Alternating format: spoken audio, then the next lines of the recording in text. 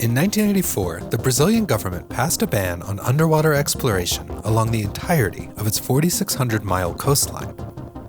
Hundreds of shipwrecks would lie unexplored, and yet the legislation which outlawed these excavations was passed in secrecy. On June 25, 1985, nearly a year after the law went into effect, the New York Times published a report on the ban. Printed with the mundane headline, "Underwater Exploring is Banned in Brazil," the article tells a fascinating story of controversy, espionage, and historical mystery in a fight between the Brazilian government and an American marine archaeologist named Robert Marks. Apparently, the site Marks was investigating was so dangerous to the Brazilians, not only was a nationwide ban enacted, but the particular site in question was buried under tons of sand.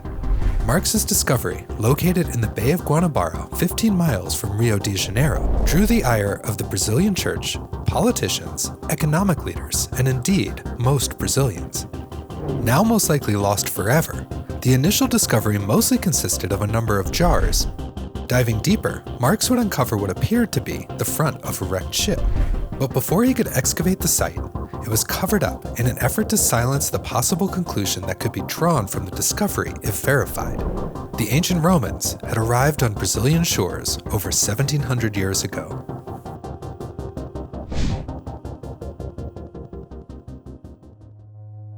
In 1976, a Brazilian diver was searching for lobsters in the Bay of Guanabara when he stumbled upon 8 unusual-looking jars. Dragging them back to shore, the diver figured he could sell them to tourists as curiosities, which he did, until he was arrested under the suspicion that the ancient-looking jars might be stolen artifacts.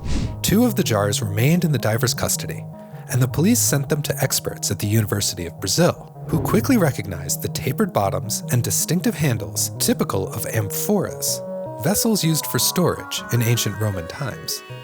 The story received some attention in the press, and would eventually catch the eye of an energetic marine archaeologist from the United States.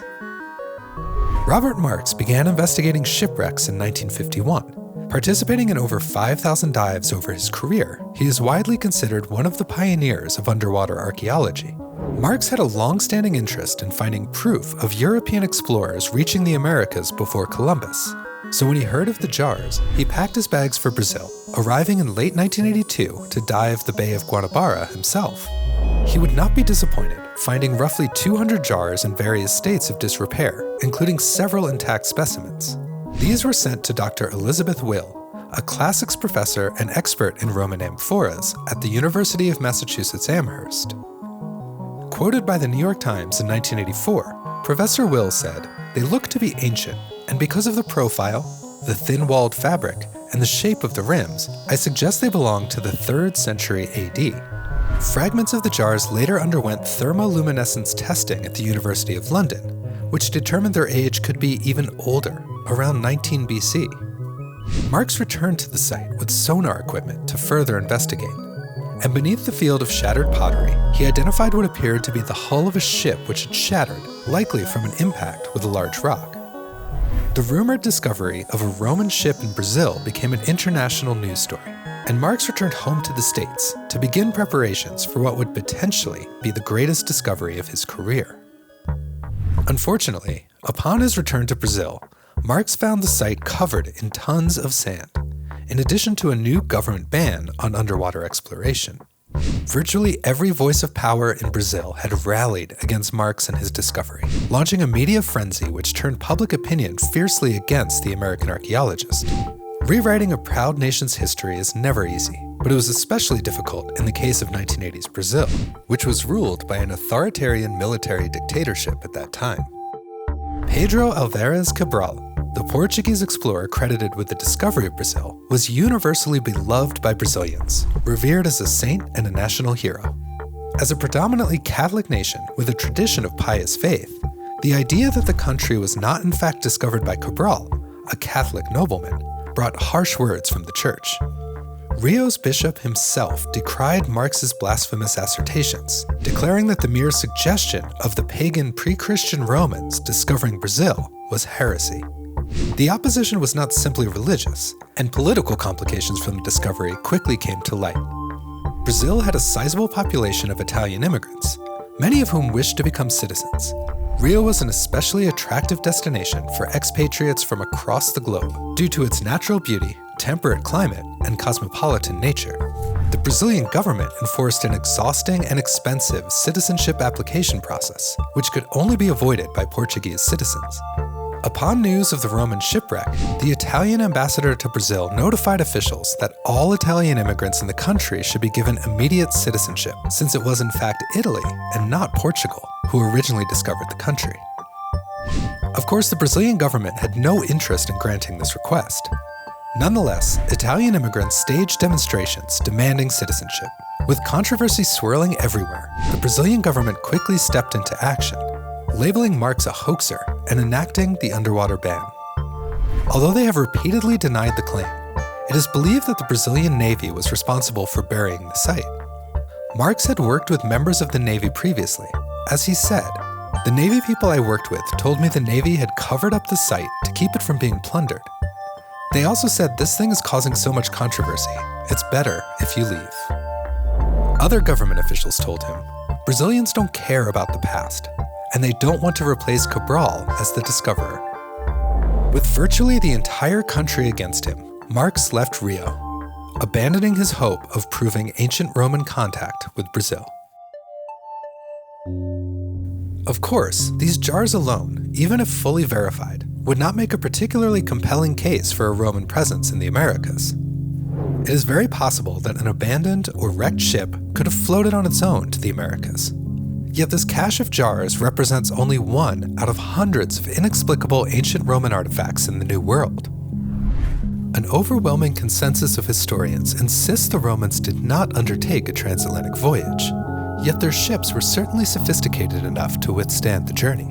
While not widely perceived as a seafaring empire, Roman ships possessed many design features hundreds of years ahead of their time. Warships would regularly ferry over 600 passengers across the seas to the Near East and northern points in Europe. Freighting ships could carry up to 1,200 tons of cargo, 10 times the holding capacity of Columbus's Santa Maria. In fact, a ship with the ability to carry this much cargo would not be built again until the 16th century. Up to 120 ships each year would trade goods between Roman ports in northern Africa and India, sailing a distance of approximately 3,500 miles. Rio's Guanabara Bay lies 4,300 miles from the southernmost point of the Roman Empire, suggesting a naval journey to South America was certainly within the technological capabilities of the ancient Romans. In North America, hundreds of Roman coins have been found near the Ohio and Mississippi rivers, with many more being discovered along the eastern seaboard and near the coast of Texas. In most cases, the coins were discovered at a depth that would be consistent with their age. Skeptics declare the coins must have been lost by collectors, but the consistency of their locations, always near major waterways and never west of the Rockies, makes a good case for the coins to have been delivered by some seafaring means. Roman swords, artwork, pins, and more have been found as well, from both coasts of South America and as far north as Nova Scotia. 2 other Roman shipwrecks have been claimed in the Americas, in Galveston Bay, Texas, and in Honduras, although neither are any more verifiable than the Brazilian discovery. While these finds vary widely in their plausibility, the fact remains that the wreck in the Bay of Guanabara is part of a larger, albeit controversial, body of evidence. Additionally, shipwreck sites littered with amphoras found closer to the Romans' home bear a staggering resemblance to the Brazilian find, with remarkable recent discoveries in Spain, Albania, and Cyprus presenting similar scenarios to the wreck in Rio's Bay. Ultimately, the burden of proving an ancient Roman presence in the Americas lies with those making the extraordinary claim. History cannot be rewritten without an overwhelming consensus among academics and other authorities. A few outlying pieces of archaeological evidence are simply not enough. As witnessed in Brazil, changing history can create negative reverberations through an entire culture, causing controversy, fear, and outrage. However, when evidence emerges which conflicts with popular religious or national beliefs, history has shown that this evidence can face harsh resistance at best, and even be subject to pure sabotage. Revealing the secrets of our ancient past through tiny fragments our ancestors left behind is challenging enough in any circumstances, let alone when the evidence is literally covered up by powerful institutions threatened by the answers that may lie in these remnants of our past.